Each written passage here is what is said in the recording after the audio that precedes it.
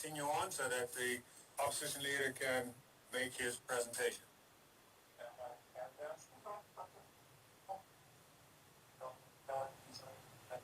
Stand by. We're in for the premier.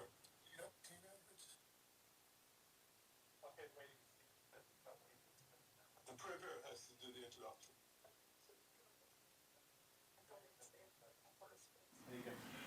Mr. Speaker, before I dwell into our response to the government's throne speech, it would be remiss of me if I did not address the elephant in the room, COVID-19 pandemic.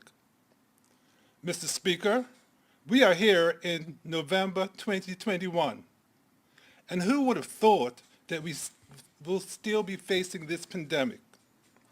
A pandemic which in 19 months has turned this country upside down, inside out, and sadly has resulted in over 100 COVID-related deaths.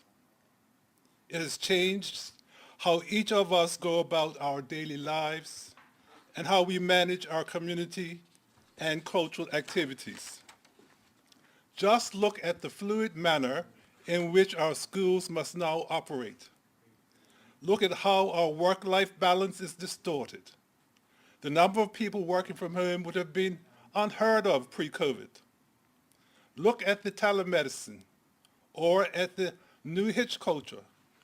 Indeed, there is a new spirit of entrepreneurialism in Bermuda. We only have to look at the exponential growth on online shopping both locally and abroad, and the increase in restaurant takeout orders. As a result of the pandemic, we now have reduced the sizes of our family gatherings, be they christenings, graduations, marriages, or funerals, Christmas, Easter, cup match, and the Bermuda Day activities have been scaled back to adhere to the safety protocols. In fact, look at this scaled back opening of Parliament. Mr. Speaker, due to the government-imposed state of emergency, there has been an increased strain on our healthcare system and the added pressures on our social support networks.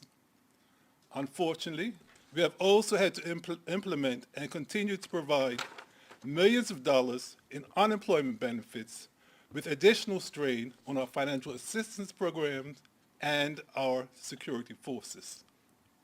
To date, there has been 4 COVID spikes, with the latest finally coming under control. And thankfully, we are adjusting our lives accordingly, as we have had to do with other catastrophes. Mr. Speaker, it is time that we come to terms with COVID-19 and accept that it has changed the way that all Bermudians live their lives. While we have longed to return to normal, we in the opposition believe that it's time to accept a new paradigm, and that we, the people of Bermuda, must come together and rebuild a vibrant, prosperous, and safe community, which we were in the habit of taking for granted pre-COVID-19. Because let's face it, there were many things that were broken before the onset of the pandemic. Mr. Speaker, as a country, we need to be cognizant of and recognize that some of the decisions made by the government and others have failed to provide the needed solutions. If we are going to successfully come out of this crisis, we must learn from our failures. Ed Young, a journalist from The Atlantic, a U.S. magazine, recently said, normal has led to this. To avert the future pandemics we know will be coming, we must grapple with all the ways that normal has failed us. We have to build something better. The OBA agrees that it's time for us to capitalize on the new opportunities that have presented themselves to rebuild a better Bermuda, both socially and economically. Mr. Speaker, many may say that I'm very optimistic, and that I should take a reality check. Mr. Speaker, my answer to those critics is this. I am confident, in fact, I know that we can get through this because I know that Bermudians are a very resilient and resourceful people.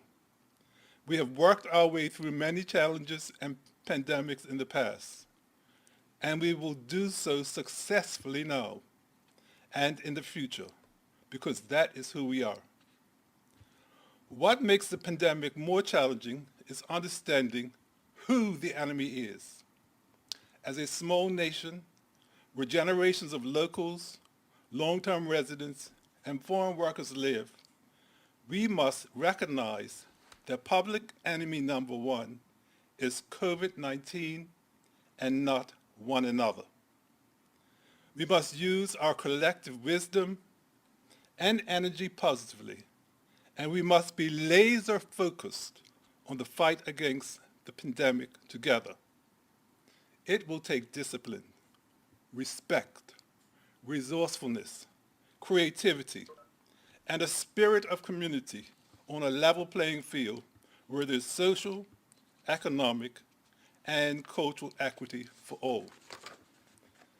Mr. Speaker, in this vein, let me begin my response to the government's throne speech by congratulating, thanking, and showing our appreciation to our frontline workers, the executive team at the Bermuda Department of Health, Bermuda's Chief Medical Officer and his team, our healthcare workers, our armed forces, our supermarket staff, and medical support staff, our hospital staff, the media, and those who care for seniors and others whom I may have missed, who have placed themselves at risk by providing outstanding service to our country by the managing and mitigating the risks associated with COVID-19.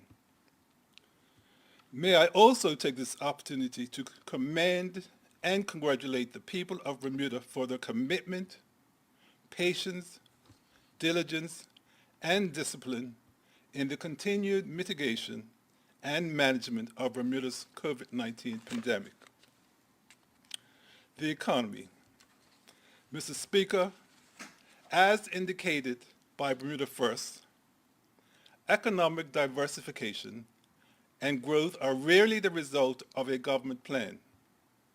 They come from innovative entrepreneurs and visionaries who have an appetite for innovation and risk-taking. In many ways, growth is the product of the government getting out of the way and facilitating access to on and off-island capital and talent.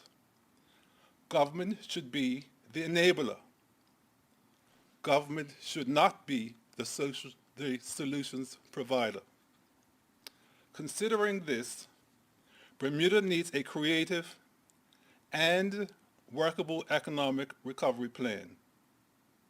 A plan which does not only address infrastructure development and tax concessions, given the economic malaise faced by the global community and Bermuda, the government must make economic diversification a real priority beyond the digital and e-commerce industries.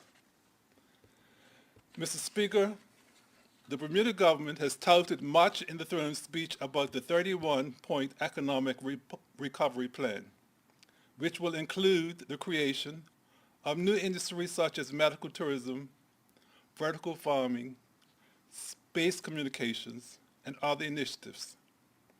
In addition, they have engaged KPMG to provide project management and delivery services, which will support Bermuda's economic recovery. Mr. Speaker, I have also been advised that KPMG will be the primary project manager, which will oversee and parcel out sections of this major project to the other big three international audit firms that have a presence on the island. How much will this cost the people of Bermuda? And can the government provide details on the tendering process which resulted in KPMG KPMG's engagement. In addition, one questions why this project was not managed within government. The Ministry of Finance has a strong team of competent executives. During this time of austerity, what expenses will be trimmed within the ministry to cover the costs associated with the KPMG engagement? Mr. Speaker, anecdotally, it has been my observation that a small army of people performing COVID tests and vaccinations, including those keeping the record straight and those providing security, are probably the largest stimulus recipient group to date. The question is, are they civil servants or are they private contractors?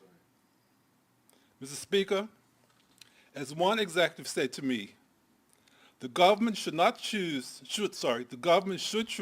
3 of the top economic recovery initiatives and deliver 3 well-crafted, world-class initiatives which will position Bermuda to succeed socially and economically. He went on to say that to try to address 31 initiatives all at once is farcical and should be a non-starter. Mr. Speaker, another senior executive said that we should address the economic recovery by addressing immigration, inward investment, and restructuring the costs of government. Mr. Speaker, around the world, people and businesses are facing shortages of everything from coffee to coal. According to British Broadcasting Company, supply chain distributions caused by the COVID pandemic is mostly to blame, and its effects are being felt in different ways. Mr. Speaker, you may ask, why am I bringing this supply chain challenge issue to light? It's because we and other countries around the world are all interconnected and interdependent economically because of our global trading systems. What we sell on the shelves here in Bermuda are sourced from around the world, from the US, from China, UK, Thailand, Brazil, and other distant countries. What impacts these countries will ultimately impact us in Bermuda. When their production costs go up, when their shipping costs continue to rise along with the energy costs, and the cost of goods and services increase, this will result in the increased cost of goods and inevitably global inflation. If global inflation is hovering around 4.4 to 5%, you can rest assured that Bermuda should expect an inflation rate to be between 6 and 7% for the next year or so. What does this mean? Bermuda will have less purchasing power and experience less value for money as our real purchasing power will decrease accordingly as the price for a basket of essential goods increase. Mr. Speaker, Bermuda's fuel prices have increased at the pumps. A gallon of gas costs approximately $18 per gallon, compared to other overseas territories, which are priced at between $4 to $6 per gallon. This differential must stop.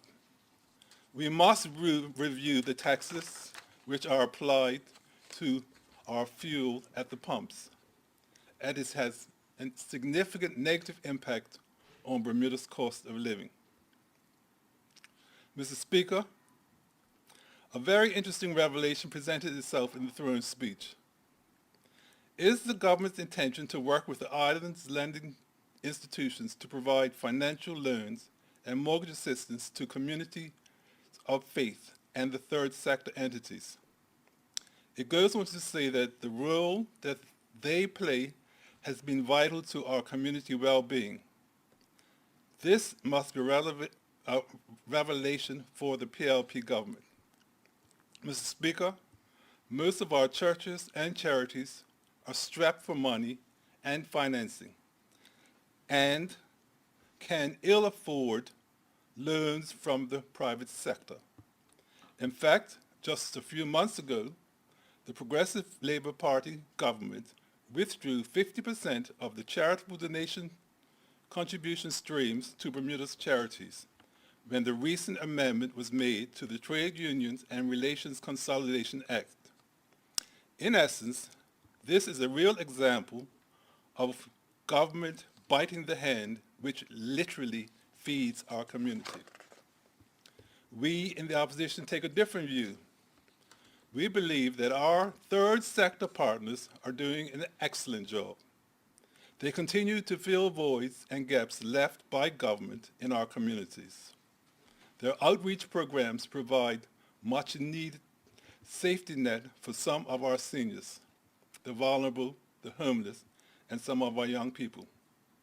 These entities must be supported. International business.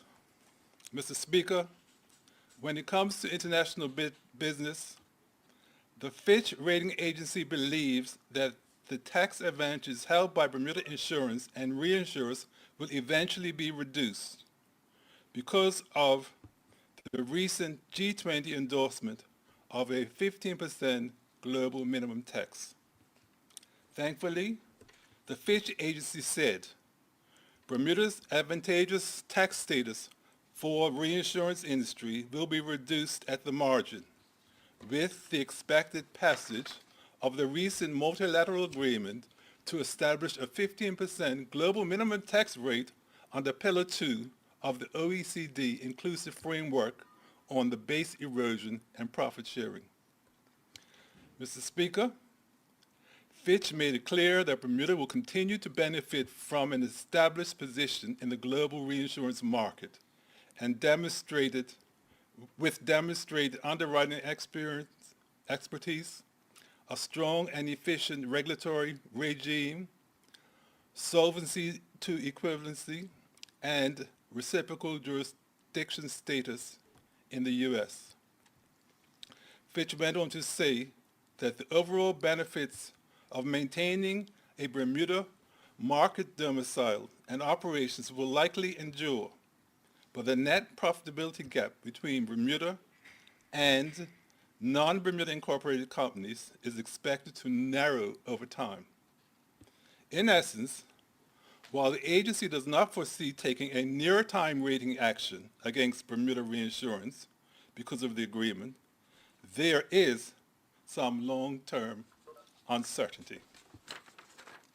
For this reason alone, Bermuda must continue to support international business. We must continue to work with them so that as their businesses flourish, our economy will flourish. In fact, we should work with CEOs in the executive suites as they may be a source of innovative ideas and may be able to suggest policies that will help Bermuda flourish. Tourism, Mr. Speaker. I was very startled when in the throne speech the government indicated that they were leaning towards dismantling the Tourism Authority. I then reflected on the historic tension and strain between the PLP government and the BTA. As a former PLP tourism minister once said, that they, the government, were going to, and I quote, rip out the engine of the BTA, end of quote. Mr. Speaker, we in the opposition take another view.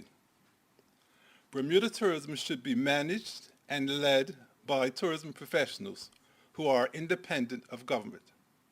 Moreover, as a country, we should salute the work performed by the executive and staff members of the BTA, who are performing yeoman services during these very, very trying times, especially given that the resources made available to them have dramatically declined with the decline in BTA cruise ship passenger fees, BTA hotel guest fees, and vacation rental fees to the tune of approximately $12 million.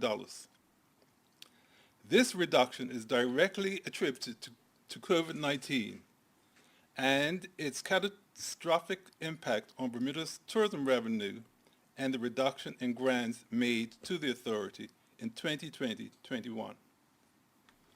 Mr. Speaker, according to a former BTA CEO, in response to the massive global tourism industry decline, Bermuda experienced 155 canceled cruise calls, resulting in a loss of 445,469 cruise ship passengers and $99.7 million in cruise visitor spending. On the air service side, 137,967 losses were in the air visitor sector, and a staggering $206.8 million was lost in air visitor spending. It was only through the prudence of the BTA and their robust austerity program that they were able to find their way through this very, very dark period. Mr. Speaker, a year later, despite the continued presence of COVID-19, there is now pent-up energy and resources, and the global tourism industry has begun to re-emerge. In November 2021, people are now living with accepted global COVID-19 protocols and are beginning to travel again. We are beginning to see some shoots of vibrancy in Bermuda's tourism industry, but there is much more to be done to revive this important sector for all Bermudians to enjoy. This revival must begin with an updated national tourism plan. We in the opposition believe that Bermuda's tourism plan should be the guiding light for the BTA and Bermuda tourism going forward. The BTA should look for more social media engagement and active presence in the digital space. The plan should focus on our visitors to ensure that their experience is authentic and enjoyable, as it will always have positive knock-on effects in the growth of hospitality, jobs, and more fees. Mr. Speaker, if we're going to get tourism back on its feet, the plan must also include increasing our airlift routes and getting our airline carriers and partners sorted out. The government knows that the loss of our Boston route deeply affects one of our core East Coast markets and those who rely on the direct flight for overseas medical treatment.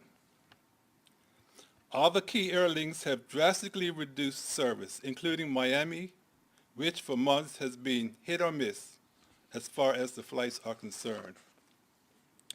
Not only is Miami a link to the Southeast, but it's also a key link to the Caribbean and Central and South America. So the question is, why are airlines cutting back services to Bermuda when travelers appear to be regaining their confidence to fly again? Let's not forget that our residents also rely on airlift, which has impact on the hospitality bottom line. Mr. Speaker, shifting gears, the government has been very vague on the status of the reopening of the Fairmont Southampton Hotel. It appears that they still have challenges in finding and securing the required capital for the $180 million development. In addition, there has been no progress on the Caroline Bay Hotel to bring it to completion, and no update on the status of the Bermudiana Beach Resort. Mr. Speaker, if this government is committed to the growth of Bermuda's tourism and is focused on letting people know that Bermuda is open for business, tourists cannot come here with their hard-earned dollars only to find a ghost island. The country needs answers, and the government must provide them.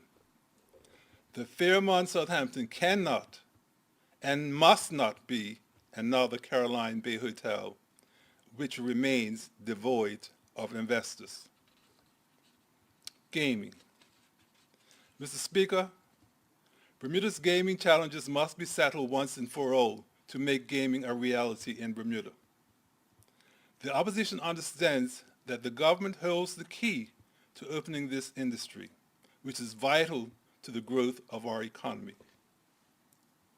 All they must do is provide the Bermuda Gaming Commission with the same independence and autonomy that the Bermuda Monetary Authority enjoys.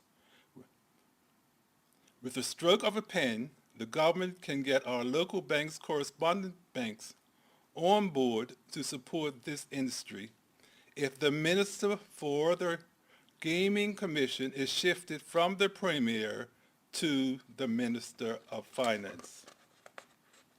Mr. Speaker, it is not lost on the opposition, and nor should it be lost on the people of Bermuda, that there is a possible conflict of interest when the Premier, who is also the Minister of Tourism, has gaming as an amenity in the tourism portfolio.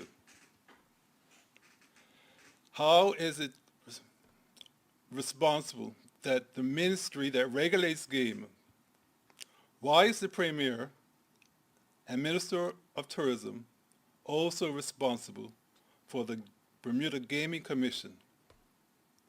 Again, the country and opposition want and deserve answers to this important question.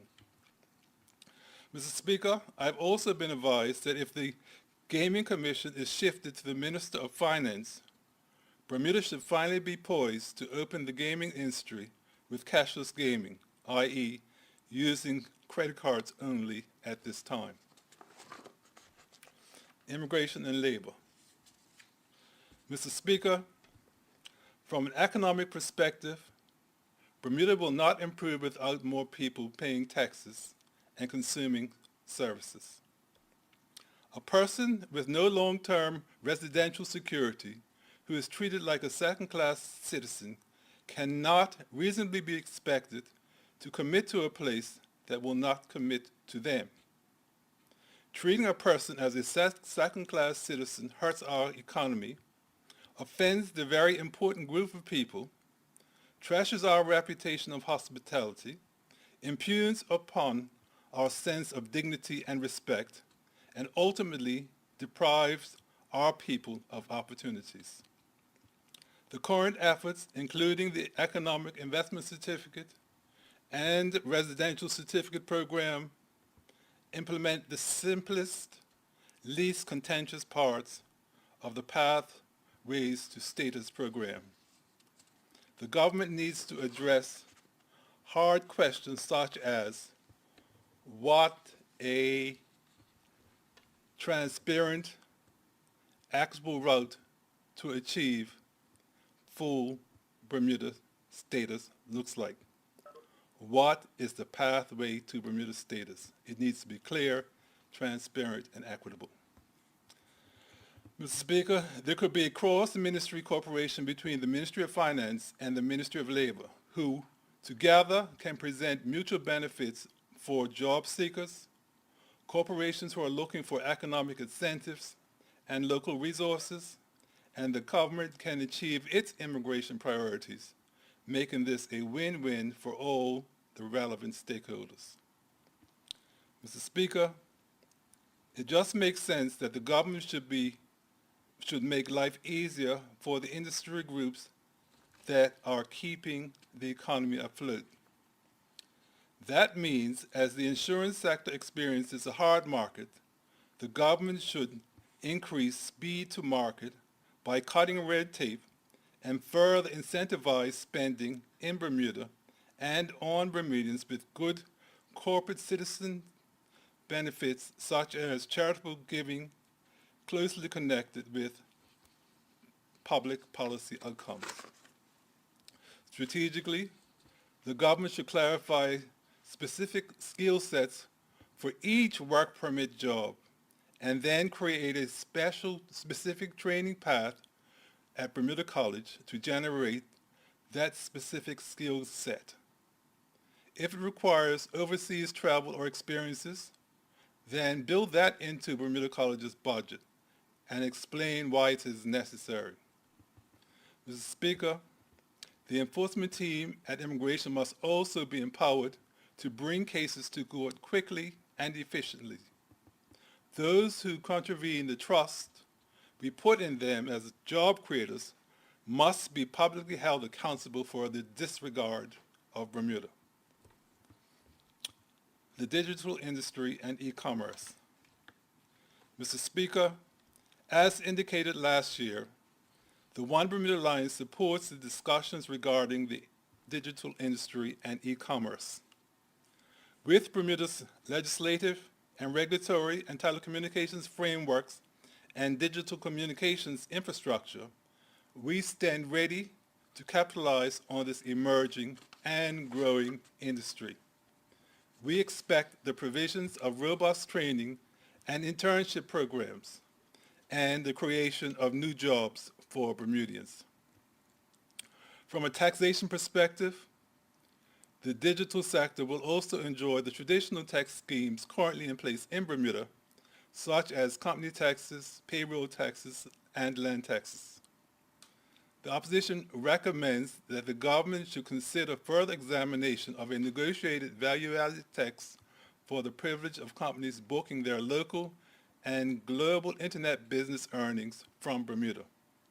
This approach is not new to industry stakeholders. According to the Organization for the Economic Cooperation and Development, in the absence of a new rulebook, a number of member governments are planning their own digital service taxes. They are taking this action because of growing public pressure on large multinationals such as Google, Facebook, now Meta, and Amazon to pay their share under international tax rules after COVID-19 strained national budgets. Small businesses. Mr. Speaker, throughout the past 18 months, a number of small businesses have been absolutely decimated. Local businesses which have been around for decades were dramatically forced to close or downside. For example, where is the Cooper's Men's Store? Where is the cake shop? Where is the Muslim bakery? Where is the Hickory Stick? Many surviving businesses have had to reconfigure their business model, such as Christen's Jewelers, Calypso, English Sports Shop, and let's not forget our friends in the town of St. George's. The island appeared to be systemically shutting down. What is this government doing to remedy this? This decline cannot continue, and how do we remedy this? Mr. Speaker, the opposition firmly believes that businesses must be given the freedom to grow, and that government must support their aspirations and not kill them. We recommend that for the time being, corporate taxes must be kept to a minimum. The government must do all it can to encourage our entrepreneurs and silent investors to invest in small businesses to increase business productivity. Mr. Speaker, with respect to customs duties, we recommend implementing a tax deferral scheme for up to 1 to 3 months, which will enable retailers and other small businesses to pay their customs duties after their products are sold and not at the time the products are imported. In addition, there must be true equity when it comes to Bermuda's immigration policies. These policies must be just as user-friendly to local businesses as they are to international business sectors and partners. Mr. Speaker, from Sumter to St. George's, the stories are the same. Small businesses lament that they must give business away because they cannot get local employees to service their clients. We've heard the repeated refrain, we want to hire Bermudians, but they do not stay. The sentiment is prevalent within the landscaping, restaurant, farming, and grocery sectors.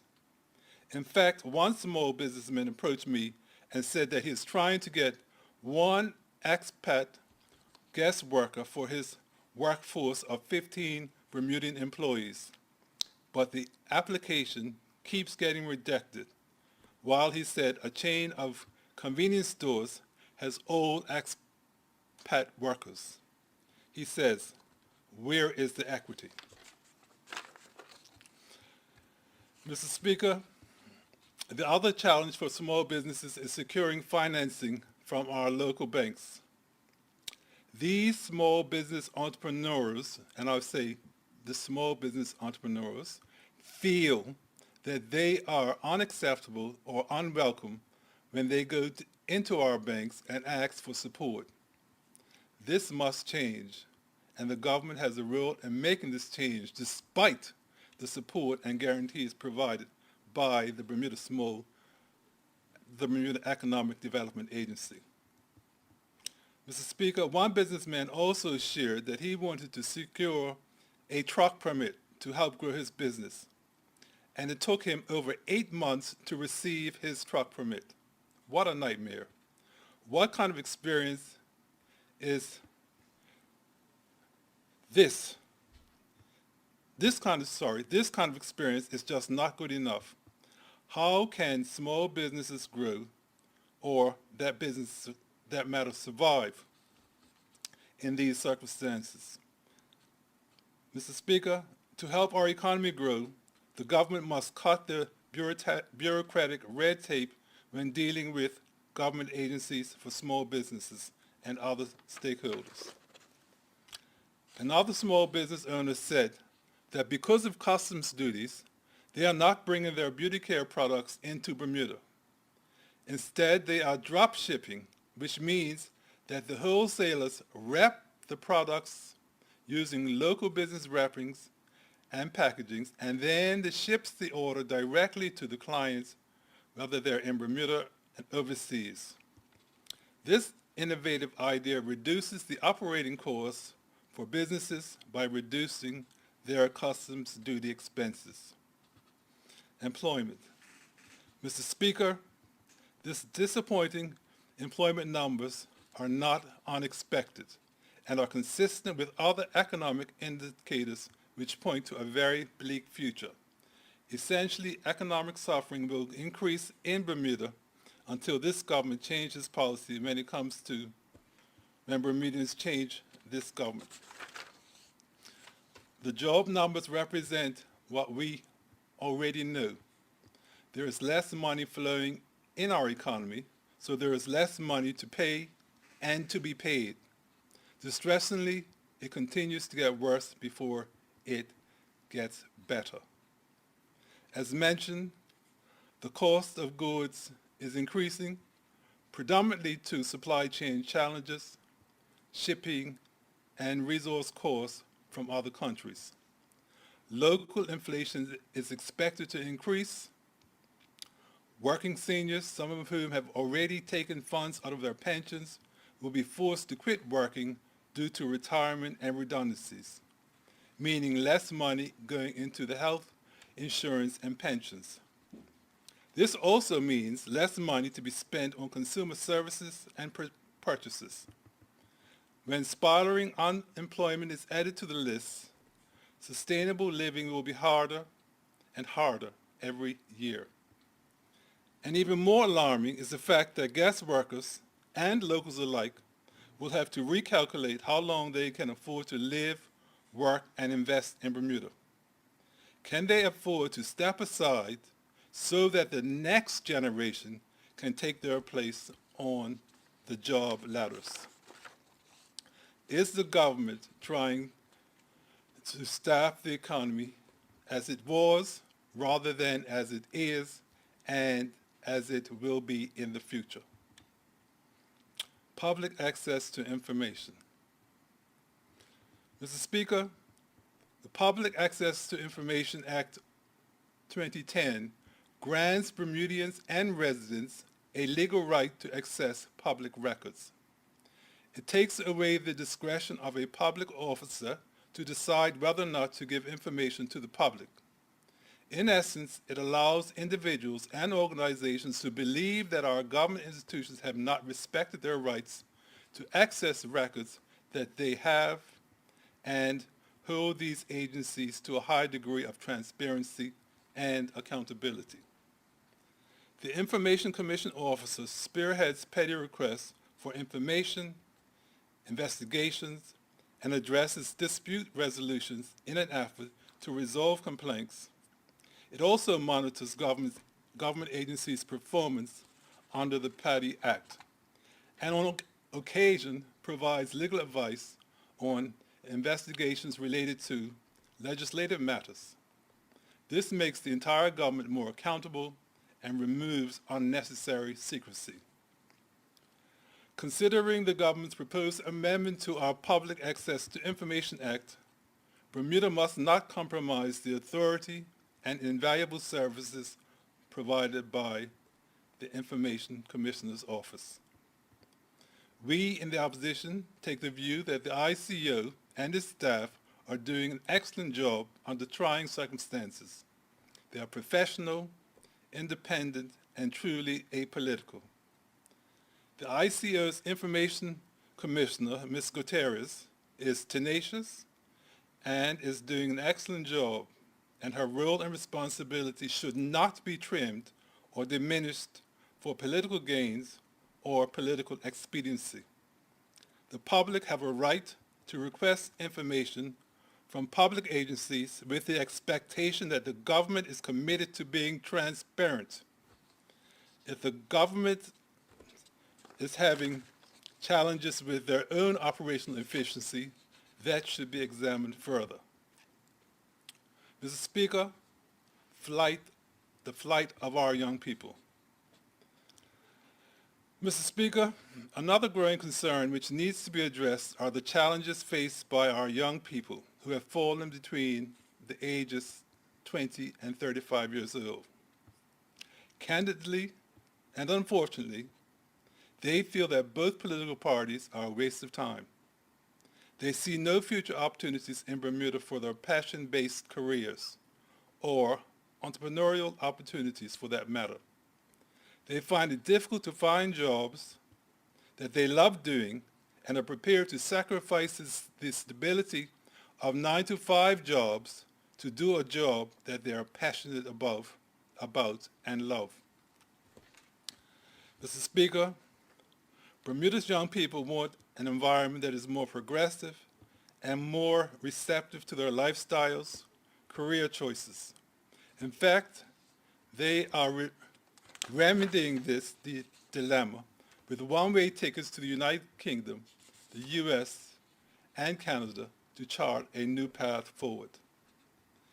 They see Bermuda as a place to make some fast money that will give them an economic foundation which will eventually help them to leave and settle in other jurisdictions overseas. This scenario is most prevalent for young people who are interested in careers in the performing arts and fine arts. It also applies to the sporting and coding industry, just to name a few. Mr. Speaker, the government must do more to develop and support the performing arts in Bermuda by promoting local artists and entertainers. In addition, we should also have a national performance center and an institute for the arts. We in the opposition would like the government to also establish more tech fairs to expose our young people to the cutting edge in robotics, coding, and animation skills. The opposition encourages the government to develop more festivals so that our artists and entertainers can have year-round opportunities to work. Expand film and TV incentive programs to attract Bermuda-based production and create visibility for Bermuda and career opportunities, and promote public-private partnerships to expand the availability of scholarships for the arts. To help Bermudians to buy a piece of the rock, the OBA further recommends helping first-time Bermudian homeowners with a tax-friendly lease-to-buy opportunity and waive stamp duties on such purchases. Education. Mr. Speaker, when it comes to education, the people of this country are expecting more details on what the government plans are for next year. We all know that our education system is in transition, and I have to say that the OBA were quite surprised that there was no mention of the new Education Authority in the Throne speech. We were also surprised to learn that the first two signature schools, senior secondary schools, are the Berkeley Institute and Cedar Bridge. The Throne speech states that the Berkeley Institute will deliver finance and insurance and health and social care programs. Cedar Bridge Academy signature school programs will include trades for building construction and maintenance and STEM subjects. What will the curriculum for these specialized subjects look like? Where will we source the teaching professionals to teach these new signature curricula? Mr. Speaker, while on the subject of the signature school curriculum, why has one of our primary industries not been addressed? How are we going to address the tourism, the restaurant, and retail industries? The Throne speech does not speak to any of these sectors. Mr. Speaker, now more than ever, there is a need to view education through a different lens. We need to look at the destination of our students from a career perspective. Where are they headed, instead of just looking at their academic qualifications? We must ensure that all subjects are equally weighted. Vocational subjects are just as important as academic subjects. In fact, educational snobbery and biases regarding the development of our young people through academic routes versus vocational routes has no merit. There must be equal opportunities and improved outcomes to help both students and teachers to realize their full potential. More resources and capital should be directed towards professional development and training so that our teachers can be the best that they can be. We must also elevate the status of our teachers in our school system. Mr. Speaker, another important issue that needs to be addressed is the publishing of the results of all external and internal exams in all our schools, and not just our private school. This is vital because these exams hold everyone accountable. They should be used to judge the performance of our students, the performance of our teachers, our principals, our schools, and our school systems. In the COVID area, when it comes to the external exams, there is a lack of certainty on how to assess both teachers and students moving forward. Mr. Speaker, this is a work in progress. Mr. Speaker, we should also be aware that up until the age 14, most of our young people are discovering their subject preferences, which will ultimately lead to either an academic or vocational career choice. Mr. Speaker, in the 21st century, it is time to develop a curriculum that results in an overarching diploma which has academic, vocational, and extracurricular components and features. A diploma that will prepare our young people for their rightful places in the real world and make them more marketable and employable in the global arena. In the UK, students were surveyed about their educational needs, and results are similar. They want options. Some want vocational training, others want academic education, and others prefer a hybrid of vocational and academic educational paths. Having taken these options, these career paths should be supported by a broad-based education with math, science, social skills, and languages. A sound educational policy should be one where parents, students, and counselors work together. It should provide a roadmap for students who also want to achieve career in the arts, theater, sports, trades, supplemental health care, and the digital arena. More time and effort should also be invested in internships and apprenticeship schemes. Mr. Speaker, another area in education which needs immediate attention is that of mental health and social and pastoral care. For over 19 months, we've been bombarded with so many negative headlines relating to the pandemic. What started out as a trickle of information has escalated into a tsunami of negative headlines day in and day out, cascading into a mental assault on the psyche of good-natured Bermudians, which has taken its toll, especially on some of our most vulnerable, our young people. Currently, most schools help their students develop physical fitness skills, but little is done to develop mental health skills and critical thinking skills. With COVID-19 and the challenges of our social media universe, more needs to be done to ensure that our students are also prepared and have mental health agility. The same mental health support, skills, and agility should be available to our teaching staff as they also face difficult social challenges. Mr. Speaker, the other critical issue that this government has failed to deliver on is the implementation, as I said, of the Independent Education Authority. Both the One Bermuda Alliance and the Bermuda First Group have promoted this over the past 5 years. The most recent report from the Bermuda First indicated that, and I quote, "The realities in today's education makes the case for the creation of an independent authority for public education that is responsible for performance management of educators and researching and implementing a holistic public education system that is appropriately sized and structured, resulting in a learning environment that facilitates optimum student success." Mr. Speaker, after 5 years of the government kicking this can down the road, the opposition is asking the government to provide a status report on this very important initiative. Physical development and our young people.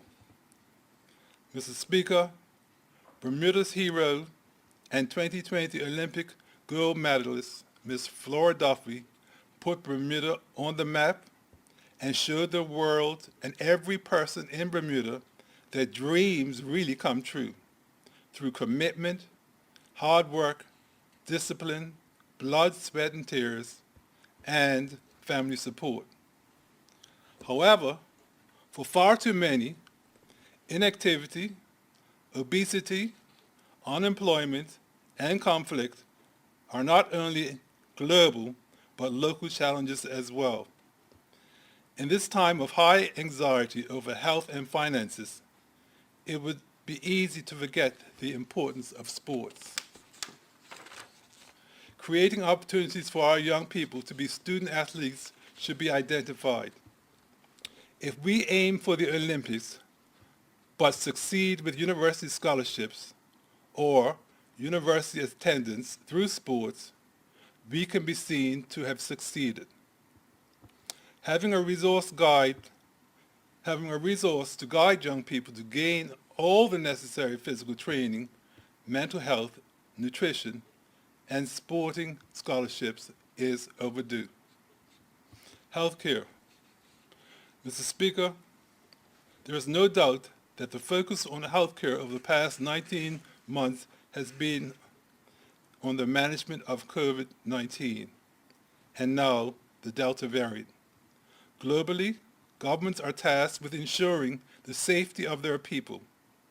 The One Bermuda Alliance is today looking beyond the pandemic and asks the government the question once again, how can we develop a Bermuda without a national health plan?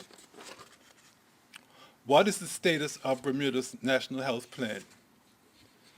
If the pandemic has taught us anything, it is that we cannot take our eyes off the ball, and that everyone should have access to basic health care.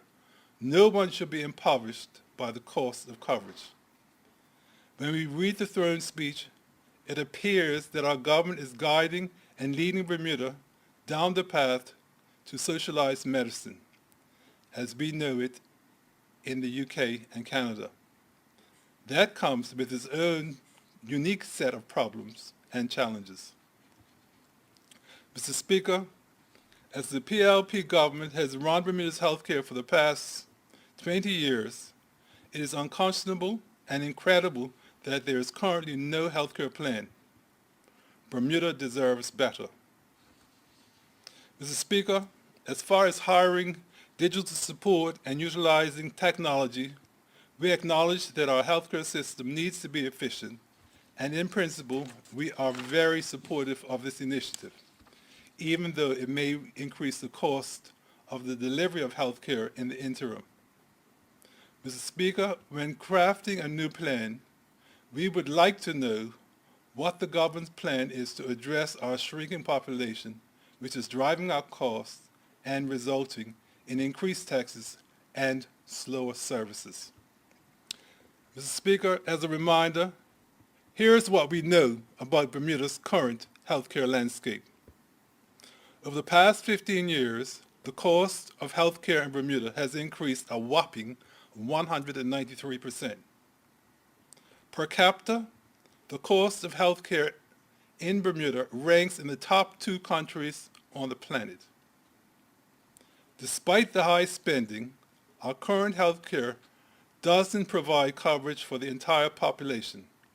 Approximately 10% of the people of Bermuda have no insurance, and due to the economic impact of the pandemic, that number is constantly rising, whereas most high-income countries spend far less than we do in healthcare and thus provide cover for everyone. Mr. Speaker, the present system has not been able to slow down the rise in costs and is unaffordable for people with low earnings, which has been exacerbated by increased unemployment. The standard health benefits only cover sick and chronically ill people, but does not cover preventative medical care. Over the past 50 years, Bermuda's senior population is expected to grow by 68%. And with an increase in the aging population, there is an exponential increase in the demand for personal care and at-home caregivers.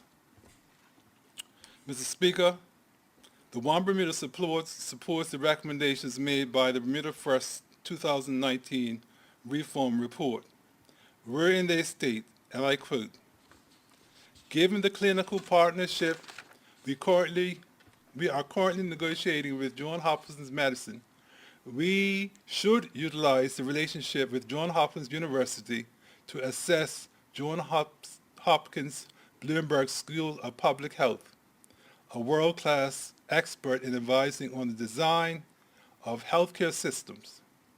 Ignoring the advice of best-in-class experts in this instance would be purely folly and would certainly lead to under-informed choices.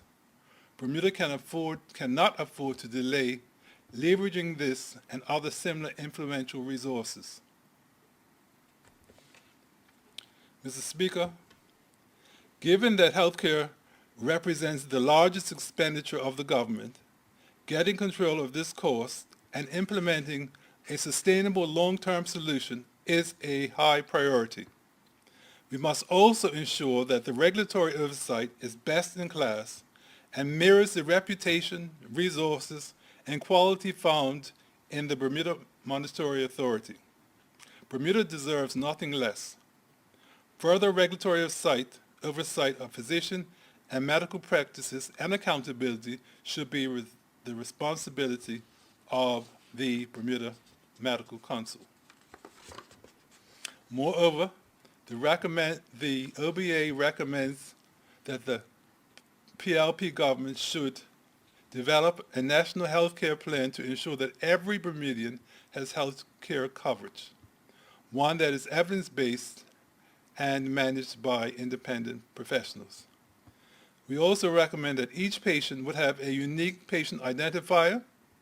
This will ensure that everyone has coverage, reduce duplication of services, and drive down the cost of health care for all. It will assist in services being streamlined and produce a true number of those that are uninsured or underinsured to develop solutions to reduce this figure. Create a physical fitness program to encourage well-being, sound health, exercise, and good personal diet from primary school throughout life. We would also recommend working with healthcare providers to ensure that healthcare reforms results in improved population health and more affordable health care. We would legislate that insurance plans that offer mental health coverage must cover it in the same manner as medical coverage and not discriminate or offer lesser coverage for medical health services, and provide additional assistance to those who, for whatever reason, simply cannot afford insurance. In essence, the focus should be on the provision of patient-centric services, giving the patients more options to be in control of their own healthcare choices, which are not defined by the practice of socialized medicine. Mr. Speaker, the opposition believes that the protection and support of our vulnerable should go one step further. There should be a combination of qualified legal services, direct support, community interaction, training, and partnerships with the aim of providing practical and emotional support to advance the well-being of our community.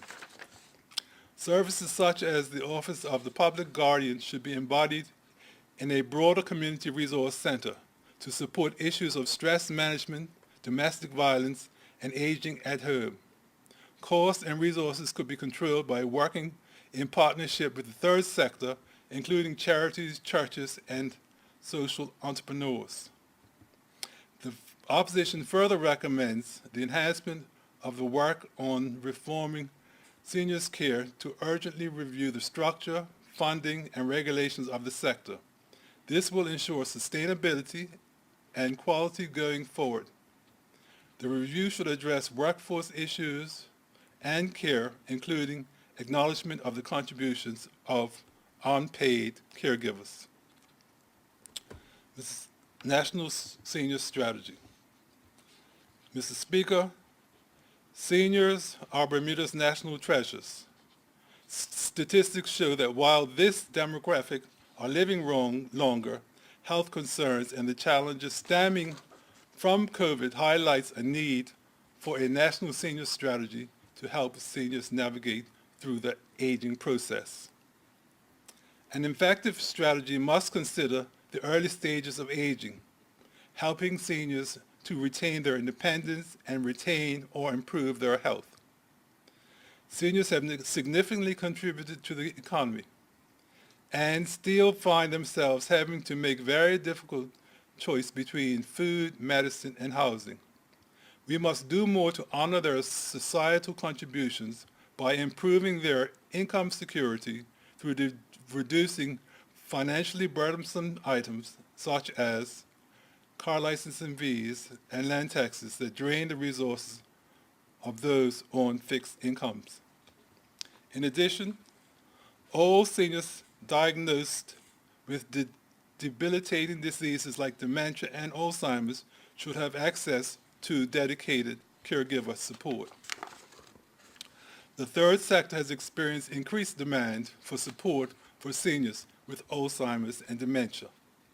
There must be an increased support for family members and caregivers who either dedicate themselves to look after their loved ones afflicted with these diseases, while balancing work and family responsibilities, or are fortunate enough to be able to afford to engage external caregiving support. Family and non-family caregivers are sometimes overlooked as needing support. but the mental and physical toll of taking care of loved ones places a heavy burden on them and also places the primary caregiver at risk for developing physical and mental problems themselves. More needs to be done to support our caregivers. Transportation. Mr. Speaker, Bermuda is clearly at the precipice of a new era in transportation. This is an opportunity for Bermuda to positively impact climate change and demonstrate how our small landmass can take leadership role in transforming transportation into an environmentally efficient beacon for the rest of the world. Presently, Bermuda's public transportation includes an aging and inefficient fleet of ferry boats. Our buses and their maintenance have reduced services to unreliable at best and private cars and bikes on our roads are increasingly dangerous and environmentally inefficient. Is it time to consider the privatization of our local public transportation system, as is done in other jurisdictions? This move will result in economic efficiencies and better value for service to the people of Bermuda. Having recommended this, we also note that our public transportation services are primarily used by people with limited incomes to go to work, to school, to shop, and to visit friends. Namely, these people are our seniors and students.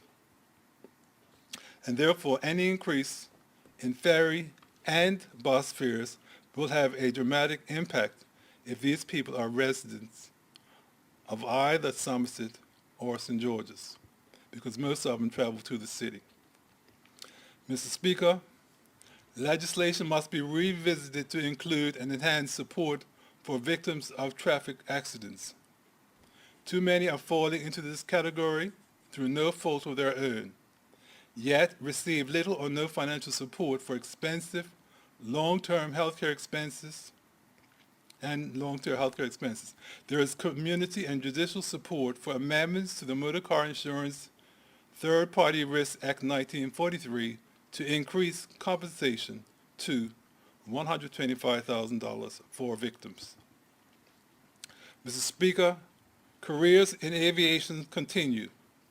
From its inception 26 years ago, when Bermuda's first air traffic controller, Patricia Peets, welcomed U.S. Air in conjunction with the U.S. Navy handover of the base lands in 1995 to this year, the Bermuda Airport Authority welcomed 3 new Bermudian traffic controllers to the team. Following extensive overseas training, these young men have returned home to take their rightful place in the air traffic tower, firmly extending the professional aviation history for Bermuda. We offer our congratulations to these young men, their families, and support systems. Mr. Speaker, updating our taxation system. Last year, the throne speech proposed that the Tax Reform Commission of 2018 update its recommendations in light of the new economic realities created by the pandemic. Our question to this government is, why has this not been delivered? When does the government intend to re-embody the Tax Reform Commission? Have they refreshed themselves with the 2018 report? And what has been done thus far to implement any of the recommendations? Mr. Speaker, we submit that there are recommendations found in the report which are fair, equitable, and do not place undue burden on the lower paid workers of this country, and do much to effectively broaden the tax base without stifling the economy. But, just like the SAGE report, the Fiscal Responsibility Panel report, and other similar reports, the administration has not put into place practices and recommendations that are made by these commissions. Bermuda's national debt.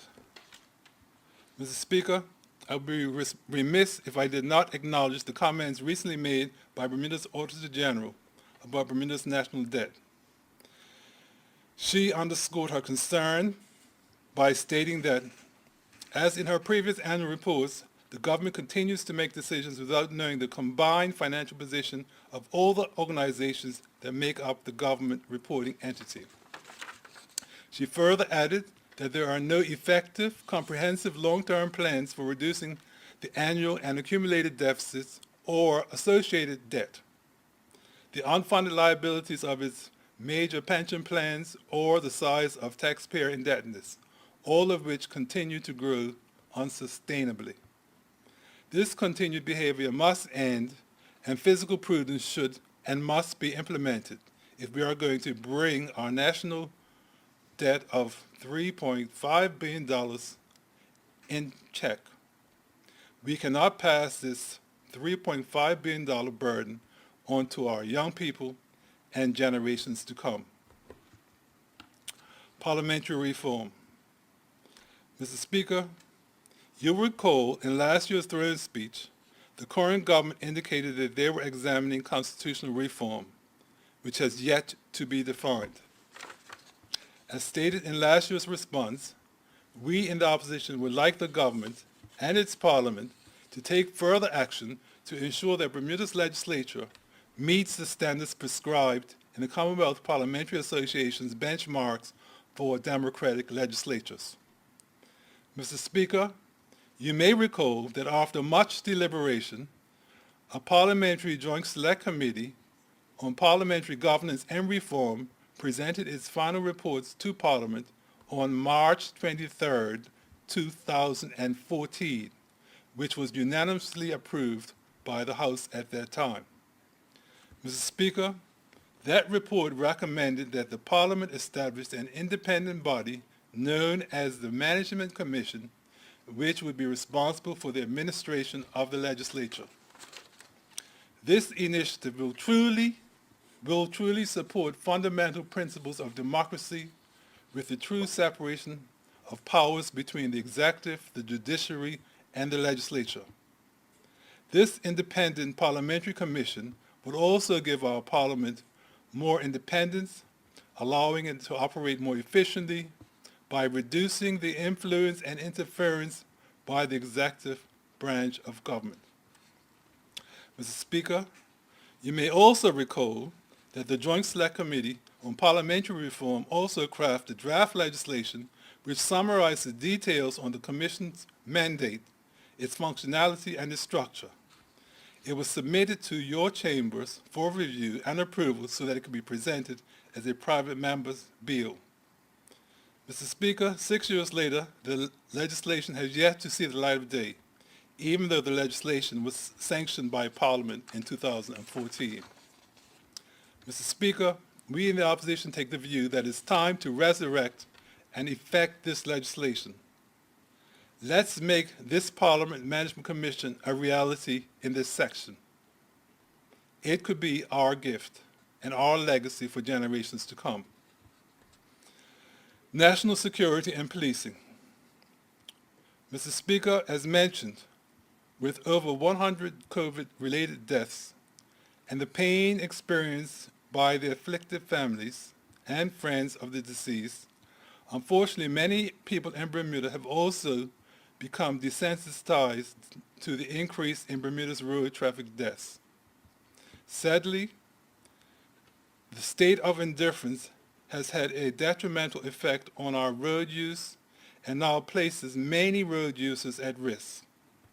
There is an increase in a series of bad habits on our roads, such as road rage, driving under the influence, and other irresponsible driving habits, which are totally unacceptable and, in most cases, illegal. Yet these examples continue while the Bermuda Police Service constantly faces enforcement and funding challenges. This dilemma has been going on long enough and must become a priority. We need more robust police presence on the road if we are to deter traffic fatalities. In addition, the community is urged to play their part. If members of the community see something, they must say something. Gang violence. Mr. Speaker, unfortunately, we have had recurring spates of violence in Bermuda. And the sad thing is that our community appears to have become numb to this type of behavior and has begun to accept this behavior as a new way of life. Mr. Speaker, we have had 8 shooting incidents so far this year. Just last week, we had 2 young people lose their lives as a result of gang violence at a local restaurant in Hamilton. In addition, there were also brawls and youth violence at one of our South Shore tourism properties. This must stop. We must also stop living and believing that we live in a dreamland. When it comes to youth violence and gang violence, we must stop saying that this is not who we are, and this is not who we want to be. Sorry, Mr. Speaker, this is who we are, and this is who we have become. It is clear that we are killing our own brothers and sisters, and our leaders must retire from the state of denial because youth violence is here, and it appears that it is here to stay, as we are unable to arrest this scourge.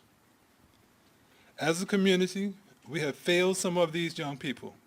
We have failed them in education, we have failed them when it comes to employment, and in some cases we have failed to parent them properly.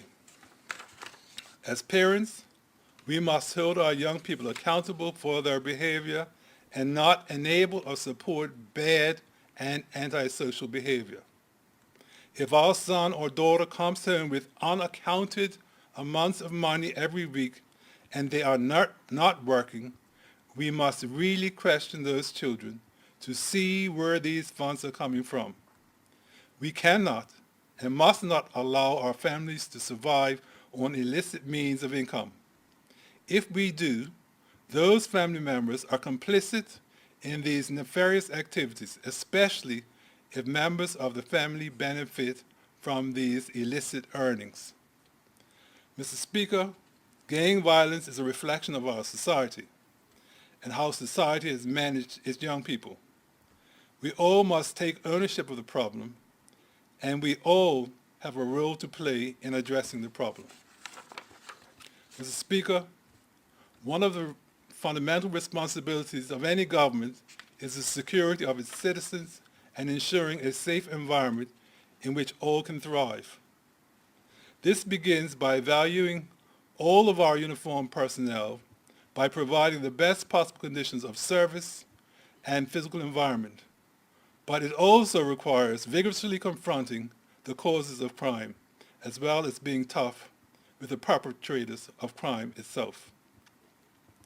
Mr. Speaker, the government has disrespected our uniformed services. They have slashed the police budget. They have not provided our firefighters with the necessary equipment, and they've also allowed conditions at the prisons to fester. They also failed to provide some frontline workers with the necessary PPE during the COVID lockdown. We believe in law and order and value our uniformed services. Their performance during the COVID-19 underscored their commitment and diligence, and we all owe them our gratitude for their service. They worked above and beyond anything we could have asked for. Therefore, Mr. Speaker, the One Bermuda Alliance recommends that the PLP government fully invest in our uniformed services by ensuring that they do not lack for basic needs such as clothing and equipment. With modern technologies, we need to better ensure their safety, crime prevention, including body cameras for police officers, updating fire equipment, and emergency ambulances. We must address the serious facilities deficiencies at our prisons to ensure that our prison officers work in a safe and healthy environment. We must ensure that our uniformed services are fully staffed so that services are routinely provided with reduced reliance on overtime pay and the promotion of well-being for those who serve our island. We must provide clerical support to our uniformed services so that they are free to concentrate on their important core tasks and not be bogged down by non-critical duties, and provide on-call mental health and social workers to support the police in responding to non-criminal calls and to provide de-escalation and crisis assistance. The OBA believes that strong preventative and rehabilitation programs are important in maintaining safe communities, to provide ongoing support to victim families, to support and guide at-risk youth, and to give offenders a second chance. Mr. Speaker, tacit support should also be given to the formation of a police authority. After all, we all should support the police with greater community involvement. We should also support the Bermuda Police Service by building more confidence and trust in the organization. We commend the Bermuda Police Service for its stance in addressing standards of professional behavior. Having said that, though, it is disappointing that the government has not mentioned the Police Complaints Authority in the throne speech. This body is important for the public trust and public engagement. Its work should be supported and highlighted.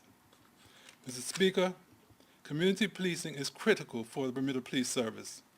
We should support the Commissioner of Police and the entire Bermuda Police Service in their efforts to enhance community engagement and community involvement. Too often, the Bermuda Fire Service, Rescue Services, Corrections, and the Royal Bermuda Regiment are the forgotten children of national security. This must end. We look forward to the government sitting at the table with them and addressing their outstanding concerns. The environment. Mr. Speaker, when it comes to the environment, the government must do more to preserve our garden paradise. We agree with the government that Bermuda is a treasure trove of environmental wealth and a critical habitat for marine biodiversity. We also support the initiative that Bermuda must become a key player on the global stage of climate risk financing. As far as the proposed Marine Development Act, we anxiously await further details given that the Marine Spatial Plan has been in process for the past 10 to 15 years. From what I understand, this may be a rebranding initiative, and it may have been formally referred to as Bermuda's Blue Economy. More must be done to protect and maintain and improve Bermuda's environment and manage our natural resources for sustainable results. We must also do so by managing our contribution to climate change and mitigating climate risks. Bermuda must reduce its dependency on fossil fuels and its dependency on hydrocarbons. We must be more aggressive in defining policies which require the use of renewable energy fuels and low-carbon fuels. We believe that this government should transition government's small vehicle fleet to electric vehicles within the next 5 years. And in addition, the government should provide incentives for the creation of energy charging stations throughout Bermuda. The OBA would modernize and move our bus fleet towards the use of low-carbon fuels. We'd also continue to build on current policies and programs to control the proliferation of invasive species, protect our marine resources, and continue to protect our marine parks and our marine protected areas. When it comes to food security, farming, and fishing, we must commit ourselves to securing policies that support the environment and nature. It should also tackle climate change and support a sustainable agricultural industry and fisheries industry. Our policies and legislation should provide fairness to our farmers and fishermen. As we support other industries, it is time that this government consider a farmers and fishermen support revolving fund. This support revolving fund should be funded by the government with approximately $1 million to allow our fishermen, livestock farmers, and our vegetable and fruit farmers to enhance their capacity for increased production in a sustainable manner. While on the topic of fisheries, I want to invite the government to meet with our fishermen to discuss the fisheries processing plant that the government has proposed for Marginal Wharf and St. David's. From my discussions with the fishermen and marine scientists around the island, there is no appetite for such a processing plant.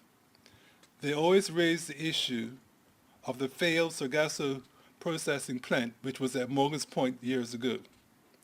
In addition, the fishermen also question the logic of having the fish processing plant in St. George's when the fishing grounds are primarily around Challenger Banks and Argus Banks, which are at the west and southwest end of the island. Moreover, the main fueling and supply stations are in the west end of the island or in Hamilton. They're also interested in examining having a fishing co-op. Mr. Speaker, in closing, as Raul Emanuel said, the former mayor of Chicago, never let a crisis go to waste. It's an opportunity to do things you think you could not do before. Mr. Speaker, clearly Bermuda is facing one of the most dire and unprecedented periods in its history, a time when all hands are needed on deck to chart the path through this turmoil. Yet this is one of the most abbreviated throne speeches from the government that I've ever seen in my 20-plus years in politics. This is incredible.